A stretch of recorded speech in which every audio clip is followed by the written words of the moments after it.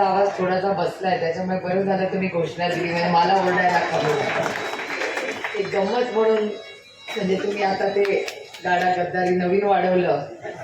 मी परवाच्या दिवशी एका तालुक्यात गेले होते. अशोकराव, तिथे एका माणसाने असं सांगितलं की योगायोगाने त्यांच्या भाषणाला जुळून येतंय.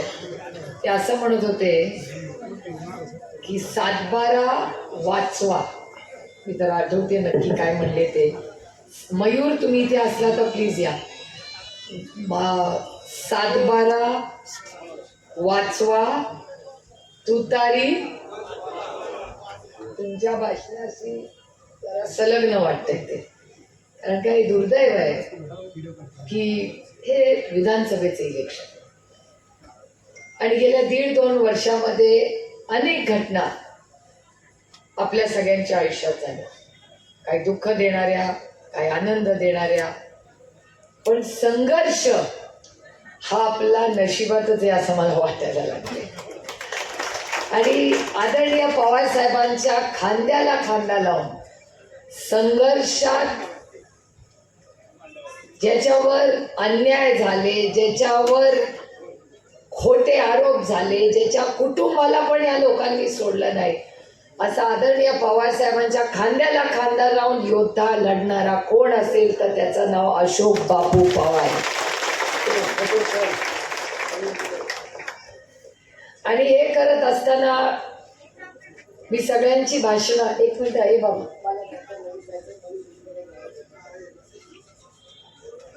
हे पण थँक्यू. मी मगासपासून अनेक भाषणं ऐकत होते. हे विधानसभेचं इलेक्शन आहे का भलतंच काय चाललंय अशी मला काळजी वाटायला लागली आहे महाराष्ट्रात. याचं कारण असं की निष्ठा, सेवा हे फक्त आपल्या बाजूचे शब्द झाले. समोरच्या बाजूनी काटो वाटो जी महाराष्ट्राला न शोभणारी अशी भाषा सातत्याने वापरली जाते. कटेंगे तो बटेंगे. बाबा रे, माझ्यापेक्षा वयाने मोठे इथे बसलेत, मी अशी भाषा कशी वापरू बापूंच्या समोर? या पण आणि त्या पण ते वापरतात. ते ती तसलीच आहे. त्यांच्याकडे आपल्या विरोधात बोलायला काहीच राहिलं नाही, म्हणून अशी गलिच्छ भाषा ते वापरायला लागते. आणि खरंच आज राज्यासमोर मुद्दे काय? आज राज्यासमोर इथे मोठ्या संख्येने महिला बसल्यात. या राज्याच्या समोर सगळ्यात मोठं आव्हान कुठलं असेल आणि त्याला पूर्णपणे भारतीय जनता पक्ष आणि त्यांचे मित्र पक्ष जबाबदार आहेत, तो म्हणजे आजची प्रचंड महागाई. हा त्यांचा सगळ्यात मोठा गुन्हा आहे. आज महागाई कुणामुळे वाढली आहे? तर भारतीय जनता पक्षामुळे वाढली. बेरोजगारी कुणामुळे वाढली आहे? तर भारतीय जनता पक्षामुळे वाढली. मला सांगा, बेरोजगार, आजचा टाइम्स ऑफ इंडिया कोण वाचतं का इथे? आजचा माझ्या गाडीत टाइम्स ऑफ इंडिया आहे. त्या टाइम्स ऑफ इंडियामध्ये अशी बातमी आहे, पत्रकारांनो जरूर बघा. मयूर, शक्य असेल तर माझ्या गाडीतून टाइम्स ऑफ इंडिया आणा, मी तुम्हाला चार्ट दाखवते. तो टाइम्स ऑफ इंडियामध्ये असा एक पूर्ण चार्ट दाखवलाय की चव्हाण साहेबांपासून आजपर्यंत महाराष्ट्राची आर्थिक परिस्थिती कशी राहिलेली आहे, नोकऱ्या कधी आलेल्या आहेत, हा सगळा जर चार्ट बघितला तर सगळ्याच विकासाचा उच्चांक कुठल्या मुख्यमंत्र्याच्या काळात झाला?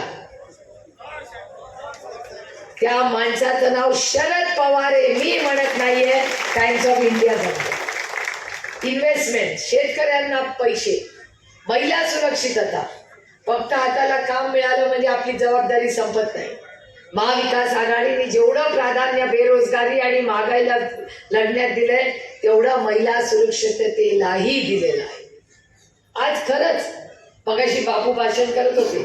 बापू म्हणत होते की त्यांच्या संकल्पनेतून इथे शिवसृष्ट झाली आणि तुम्हाला आमंत्रण दिलं नाही. आम्हाला तर रोजची सवय, तुम्हाला आता आमंत्रण दिलं नाही. आम्ही तर जेव्हा निधी मागतो त्याला खाट मारला जातो. हे सुप्रिया सुळे का, अमोल कोल्हे का त्यांना पैसे देणार नाही? आमची काय चूक की आम्ही खरं बोललो आणि आम्ही निष्ठावान आहोत. या देशात जर निष्ठावान हा गुन्हा असेल तर हा गुन्हा मला मान्य आहे. समोरच्यांनी आमच्यावर आरोप करा. निष्ठावान असणं गुन्हा आहे आणि बँक लुटणं त्याला मिळेल. मला आश्चर्य वाटलं. मी विचारलं विकास लवांडेंना, काय भाषण करताय? ते म्हणले, मी कुठे कुणावर आरोप केला? म्हटलं, मी आरोपाचा प्रश्न नाही विचारला. म्हणलं, विकास लवांडे, तुम्ही ताकदीने आरोप करत होता की कोणी बँक घेतली, कोणी जेलमध्ये गेला. तुम्ही एक विसरला सांगायला, विकास लवांडे, तुम्ही ज्यांचं एका व्यक्तीचं नाव घेतलं ते बारामतीत आले होते. काय त्यांचं नाव? बांदल.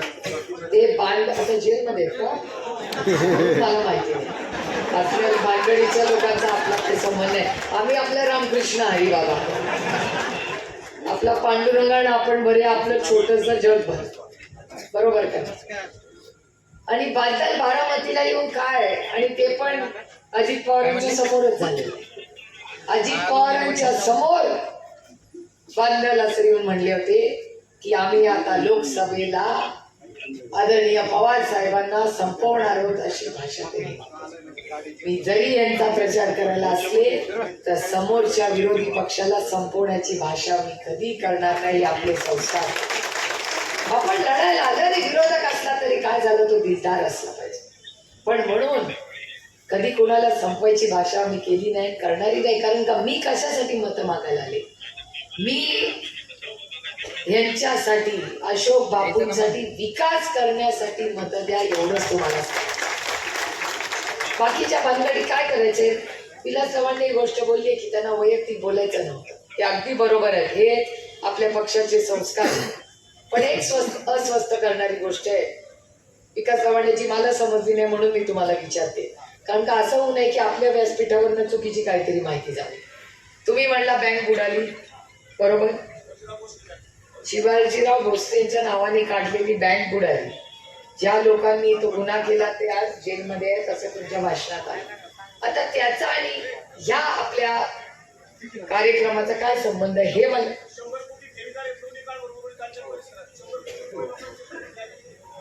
या इथे बसलेल्या लोकांचे 100 कोटी रुपये त्या बँकेत आहेत. तुमचे स्वतःचे पैसे. या ताई, किती लोकांचे पैसे त्या बँकेत आहेत?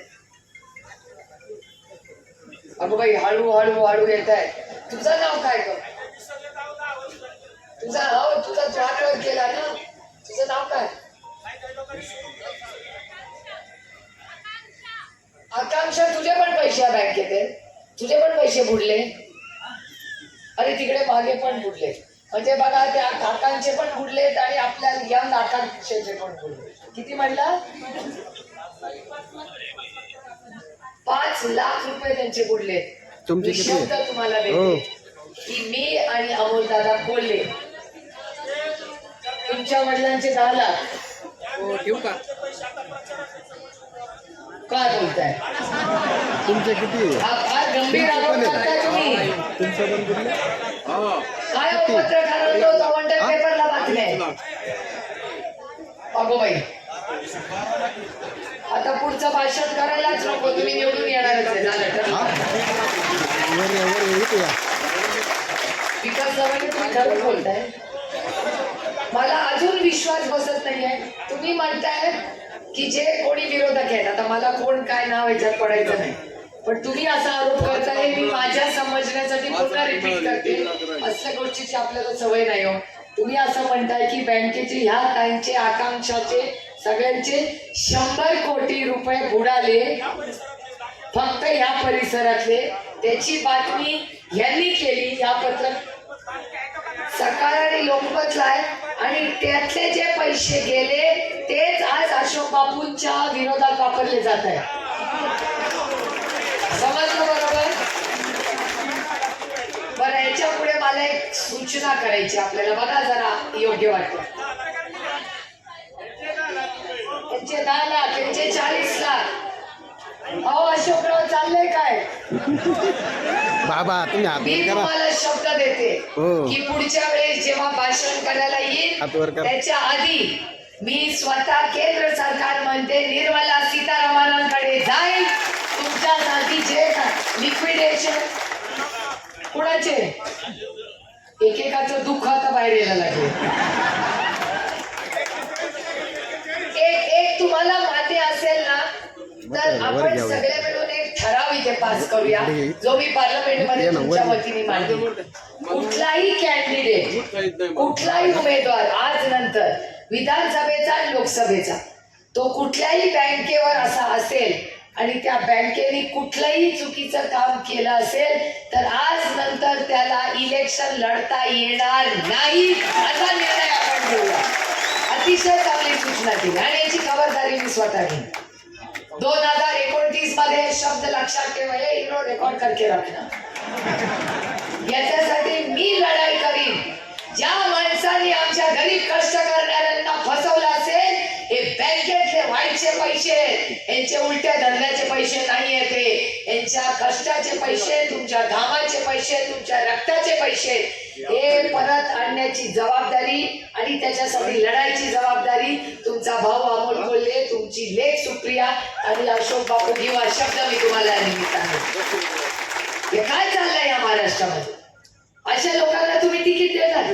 गाव फिरून कुठून आले देवालाच ठाऊ. फिरून आले आणि वर. पण एक विकास मला एक सूचना करायची तुम्हाला. हे मला काय यातलं माहिती नाही, असं कानावर येतं की रात्र वैऱ्याची असं म्हणतात. आता वैऱ्याची रात्र आलीच 1-2 दिवसात. मला असं वाटतंय त्यांना येऊ द्या, आलं तर प्रेमाने स्वागत करा आणि ते देखील ते सगळं दोन्ही हाताने घ्या. पत्रकारांनो, मी चहा कॉफी बिस्किट म्हणते. एका हसतायत मला माहिती नाही. मी निर्मळ मनाची आहे. मी माझ्या पांडुरंगाचं नाव घेते. माझ्या पांडुरंगाची डायरेक्ट कनेक्शन आहे. मी आपलं रामकृष्ण हरी म्हणते आणि माझ्या कामाला लागते. विकास, तुम्हाला काय वाटलं मी काय म्हणले? चहा बिस्किट कॉफी वाटलं नाही. दोन्ही हाताने म्हणजे एका चहा एका कॉफी किंवा चहा आणि बिस्किट किंवा कॉफी आणि बिस्किट. पण जे येईल ना ते दोन्ही हाताने घ्या, कारण का ते तुमचं आहे, त्यांच्याकडून फिरूनच येत. आणि गलिच्छ राजकारण कुठेतरी थांबलं पाहिजे. मगाशी मला कोणीतरी सांगितलं फार जोरात चालली आहे गाडी. चालू द्या. आता आमच्या रोहितनी हा शब्द असा चिकटवलाय, मला मलिदा गँग म्हणायला पण लाज वाटते, कारण आता मी आत्या आहे. आता पोरांसारखं भाषण कसं करू? पण हे दुर्दैव आहे, खरंच दुर्दैव की मलिदा गँग हा शब्द आपल्या महाराष्ट्रामध्ये आला. हे प्रचंड अस्वस्थ करणारी गोष्ट. का आपण ही मलिदा गँग ही कधी असली भाषणं लोणी कारपूरला करत होता? बापू, तुम्ही इतके वर्ष करता इथे राजकारण, कधी असली भाषणे केली का? तुम्ही हमी भावाबद्दल बोलला असेल, तुम्ही एक वेळ आमच्या उसाला भाव जास्त द्या बोलला असेल. म्हणजे ज्या गलिच्छ पद्धतीने आज आपण भाषण करतो, या खरंच अशी भाषण करतो. मी बघितलं चिन्ह, मी बॅनर पाहिला चिन्हाचा मगाशी का, त्याच्या खाली लिहिलंय का हो की हा पक्ष त्यांचा नाहीये, कोर्टात केस चालू आहे अजून माझ्याकडून. लिहिलंय का? नाही लिहिलंय मग फोटो काढा, डायरेक्ट कोर्टातच पाठवते नोटीस लगेच. कारण का? हा पक्ष चिन्ह त्यांचा नाही, त्यांनी ओरबाडून तो घेतलेला आहे. कोर्टात केस चालू आहे. परवाच कोर्टाने त्यांना सांगितले, अहो स्वतःच्या पायावर उभं राहायला शिका, पवार साहेबांचा फोटो वापरणं बंद करा. मी म्हणत नाहीये, कोर्टाने त्यांना सांगितलं. आणि बघा माझ्या पांडुरंगाच्या, मला जेव्हा हे सगळं झालं तेव्हा अस्वस्थ होते. मगाशी विकास गव्हाणे म्हणाले की मला आवडत नाही हा विषय. हा आवडायचा विषय नाही, हा संस्कारांचा विषय. तुम्ही जे विकास म्हणत होता ही गोष्ट खरी आहे, कारण का बापूंना मी लढताना स्वतः पाहिलेलं आहे. काय फोन आले, काय धमकी आल्या, तर आपल्या पुणे जिल्ह्यात असली भाषा कधी वापरायची नाही. आणि ज्या पद्धतीने धमक्या दिल्या गेल्या, काय बापूंना कमी दिल्या गेल्या नाही. आयुष्यातून उठवायचं पाप कट कारस्थान या अशोक बापूच्या विरोधात झालेलं आहे. तरी हा मर्द माणूस मी म्हणेन, कधी डोळ्यातून एक अश्रू नाही किंवा भीती नाही. ते काळजीच करू नको. जी इथे नेहमीची होती ती गेली तिकडे. पूरा मैदान खाली आहे आपल्या लिए, जिसको जो लढना है. आणि बरं झालं ती बाकीची गेल्यामुळे आता विकास लवांडेंसारखं दुःख बऱ्याच जणांचं सुटलं. ते पण आधी मागचे प्रवक्ते होते, आता पहिल्या रोजचे झाले. जे जिल्हा परिषद आणून बसले होते, आता तुमच्या सगळ्यांसाठी जागा झाली. महिलांना तुमच्यासाठी पण नवीन जागा झाली. काय काळजी करू नका. तर नवीन नेतृत्व आलं पाहिजे. आणि बापूंसारखे निष्ठावान लोक अहो ते म्हणली गोष्ट खरी आहे. आयुष्यात शेवटी ना खाली हात आते खाली हात जाते. कुठला कारखाना घेऊन वर जाणार आहे का कुठली गाडी घेऊन वर जाणार आहे मला सांगा. काय हे तुम्ही म्हणला तसं या गरीब महिलांचे 50 लाख 5 लाख हे ऐकून ना तळमळीने कुणाला सुखात जगता येणार नाही. अजितदादांनी 123 एकर यशवंत सहकारी साखर कारखान्याची कालवी काय काढली. त्यांच्या स्टेजवर विद्यमान आरोपी सुभाष जगताप आणि त्याचा भाऊ मार्केट कमिटी संपवलेली प्रकाश जगताप दोन्ही हा 123 एकर विकायला डिक्लेअर केले पण मग अजितदादा. विकतायत का ते किती आहे साखर कारखान्याचा जनरल मीटिंग न घेता. प्रस्ताव दिलाय. हाच तर माझा प्रॉब्लेम आहे की त्यांना असं वाटतं हा देश अदृश्य शक्तीच्या मनमानीने चालतो. मला त्यांना विनम्रपणे सांगायचं आहे हा देश अदृश्य शक्तीच्या मनमानीने चालत नाही. हा देश भारतरत्न डॉक्टर बाबासाहेब आंबेडकरांच्या संविधानानेच चालणार. जर तुमचा याला विरोध असेल तर ताकदीने पण मी फक्त सत्याच्या बाजूने लढते. त्याच्यामुळे जर तुमचं खरं असेल योग्य असेल तर इलेक्शन झाल्यानंतर आम्ही सगळे तुम्हाला भेटू. बापूंनी आणि अमोलदादांनी तो निर्णय घ्यावा तुमच्याशी बोलून. आणि याच्यात या व्यासपीठावर सगळ्यात जास्ती वकिलांचा संबंध माझ्याशी. 1 वर्षापूर्वी 1.5 वर्षापूर्वी मला भांडायलाच यायचं नाही. गरजच कधी पडली नाही. आणि ते म्हणतात माझ्याबद्दल सोन्याचा चमचा घेऊन जन्माला आले. हो आले ना. काय अडचण आहे तुम्हाला. आले सोन्याचा चमचा घेऊन जन्माला. अरे मी शारदाबाई आणि गोविंदराव पवारांची नात आहे. माझ्या आजी आजोबांचं मेहनतीचं मिळालं माझ्या नशिबात. आहे सोन्याचा चमचा. पण सोन्याचा चमचा असेल माझ्या तोंडात तरी जिव्हाळ्याची नाती नाही विसरले. मी अदृश्य शक्तीच्या दारात नाही कधी गेले. कारण का कधी चुकीचं काय केलं नाही. मी कुणाला मेहंदी नाही 5 पैसा ना कुणाचं घेते ना कुणाला देते. त्याच्यामुळे माझा कुणाशी काही संबंध येत नाही. आणि एक तुम्हाला सांगते ते सारखं सांगतात ते पण गोड आहे. 1500 रुपये काय नातं काय बहीण भावाचं नातं काय 1500 रुपयाला विकलं का काय. लाज वाटली पाहिजे यांना. पण बहीण भावाचं नातं हे विश्वासाचं प्रेमाचं असतं. त्याच्यात व्यवसाय नसतो. आणि म्हणून आपण 1500 रुपयाची स्कीम ठेवली पण तुमचा मान सन्मान वाढवला. 1500 रुपये आणि लाडकी बहीण न म्हणता माझ्या इथल्या प्रत्येक माऊलीला आम्ही महालक्ष्मीचा सन्मान केला.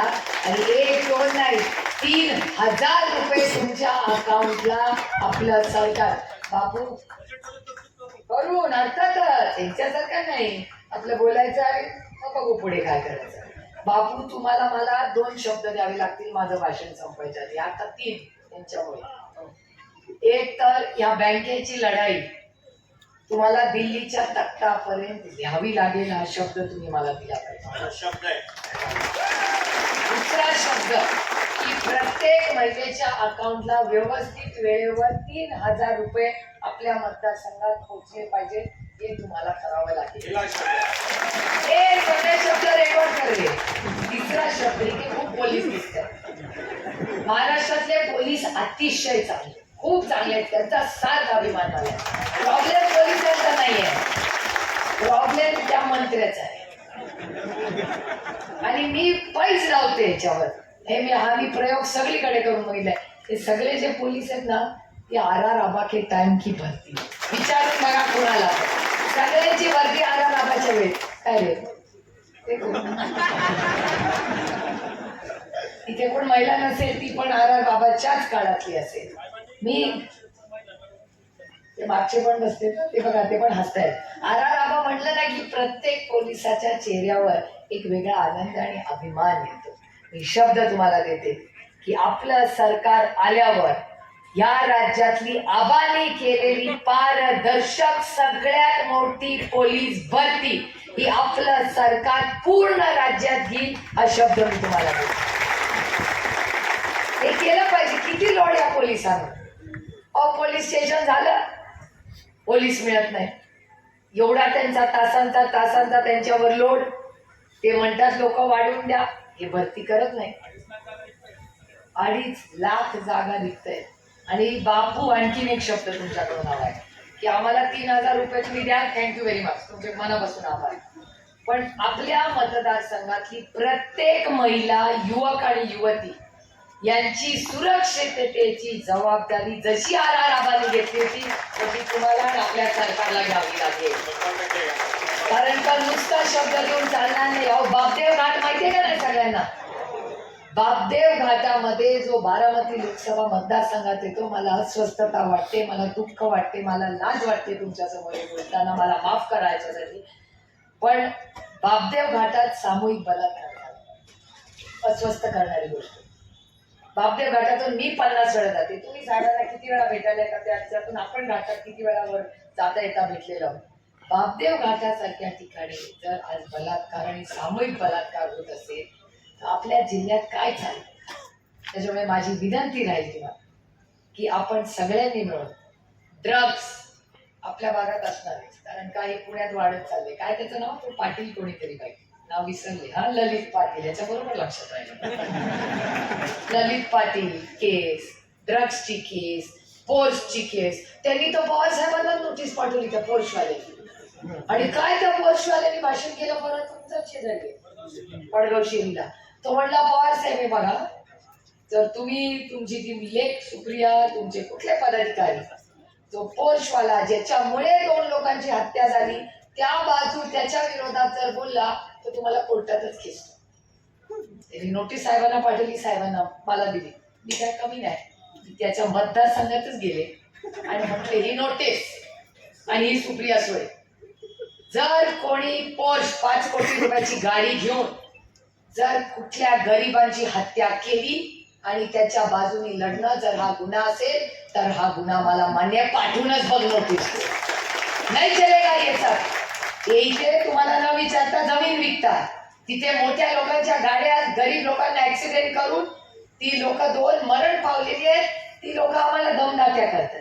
अरे तुमच्या नोटिसाला काय घाबरते? आता सुप्रीम कोर्टात आपल्याकडे म्हणतात शाळेने कोर्टाची पायरी चढू नये, ही शाळी तर सुप्रीम कोर्टात चढली आणि 15 दिवसात नाही चढली तर मला अस्वस्थ वाटतं.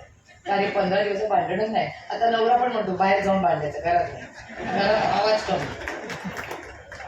कारण का खरंच ही लढाई झालीच आहे अशी.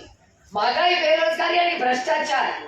आणि हे बँकेत आता नवीन तुम्ही सुरू केलं, कारखान्याचं नवीन सुरू केलं. काय लावलं यांच्या सरकारने? काय म्हणून यांना आपण सत्ता द्यायची?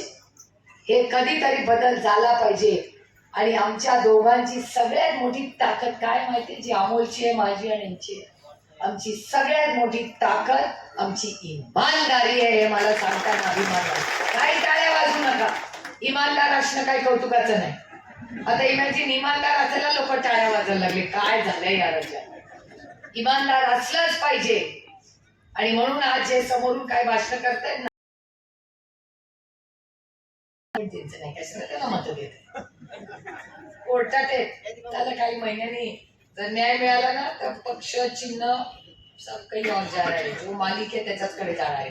जसं पक्ष चिन्ह ज्यांनी केलं आणि तो त्याचे मालिक फक्त पवार साहेब नाहीये. तुम्ही बसलेले जेवढे पवार साहेबांचा अधिकार आहे ताई तुमचा तेवढाच त्या पक्षावर अधिकार आहे, तेवढाच बापूंचा पण त्याच्यात अधिकार आहे. कारण का पक्ष एका माणसाचा नाहीये, त्याच्या मनमार्जीने चालत नाही.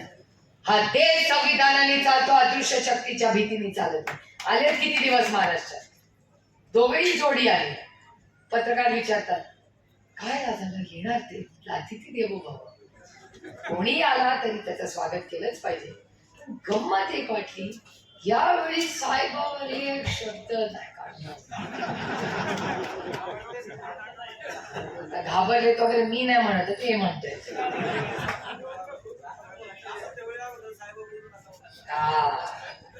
पण आम्ही लोकसभेला जे बोललो ते विसरलेलो नाही. आम्ही गप्प आहोत याचा अर्थ आम्ही घाबरलेलो असं समजू नये. आणि ही जी गलिच्छ भाषा आमचे विरोधक बोलतात ते आम्ही कधीही सहन करणार नाही. आणि शब्द तुम्हाला देते की बापूंच्या बरोबर शेवटच्या श्वासापर्यंत ताकदीने आम्ही सगळे उभं राहू. हा शब्द मी ते तुम्हाला देते. आणि जबाबदारी तर त्यांना मिळणारच. शेंगू खाता त्याची काय काळजी करू.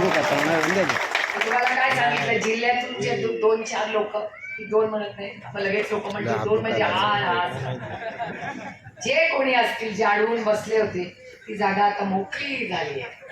त्याच्यामुळे ती हक्काचं कुणाचं तरी असेल, मोस्ट डिझर्विंग ऑन मेरिट असेल तर ते अशोक त्याच्यामुळे या अतिशय कष्ट करणाऱ्या स्वाभिमानी सुपुत्राला, भावाला तुम्ही सगळ्यांनी तुतारी किती नंबरला? A for Ashok, A for A1. कालीवर बघायचं नाही महिलांना. उभं तिकडे तिकडे बघत बसू नका. आपण कसं दिवाळी ठरवलं की यावेळी निळ्या रंगाची साडी पाहिजे, लीज घेणार ना. नवऱ्यानी 5,000 रुपये जास्त देऊन म्हणला हिरवी घे, पिवळी घे, लाल घे, निळीच पाहिजे. तसंच आपलं ठरलंय. त्याच्यामुळे आपण सगळ्यांनी तुतारी वाजवणारा माणूस जे आपलं चिन्ह आहे त्याच्या सेतारचं 1 number, A for apple, A for Ashok, A for तुतारी. 1 नंबरचं बटन दाबून मोठ्या संख्येने मतदान करून त्यांना लवकर पाठवा. आधी ते लाल दिवा वगैरे भाषण करता यायचं. मोदीजींनी लाल दिवा पण काढून घेतला. पण जी काही जबाबदारी आज सरकार आल्यावर मिळेल ती अशोक बापू तुम्हाला राज्याची जबाबदारी मिळेल. निर्णय आज शब्द मी तुम्हाला देतो. आज आल्यानंतर बरेच पुढे जुन्नर, शिरूर वगैरे ठिकाणी जायचंय. त्याच्यामुळे इच्छा असूनही